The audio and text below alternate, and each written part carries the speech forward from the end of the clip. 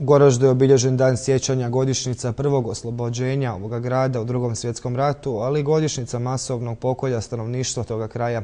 Više od 1000 nevinih civila, uglavnom Bošnjaka, ali i Srba koji su stali u zaštitu svojih susjeda, ubijeno je na gradskom mostu u Goraždu. U znak sjećanja na žrtve danas je otkrivena i spomen ploča.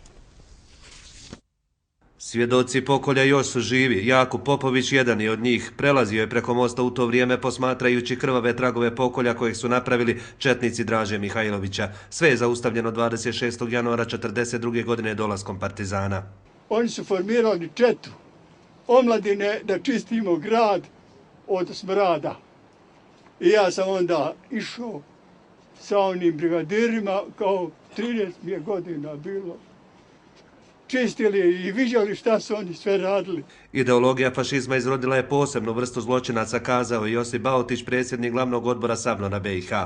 Da bi iskazali svoju moć i ostvarili svoju prezira dostojnu želju da one koji se ne slažu sa njima počine silom ili potpuno zatru. Otvarajući spomen obilježje koje će trajno podsjećati na nevino stradale civile, načelnik općine Goražde kazao je kako je to spomen i na one koji su svojom pravednom borbom zaustavili zločine. Dužni smo zahvaliti se onima koji su se borili protiv toga zla i udarili temelje novoj državi u kojoj nije bilo mjesta za takve zločine koji se treba stidjeti čitava civilizacija. Sa gradskog mosta u rijeku Drinu bačena je i 71 ruža za isto toliko godina koliko je prošlo od oslobađanja Goražda od fašista.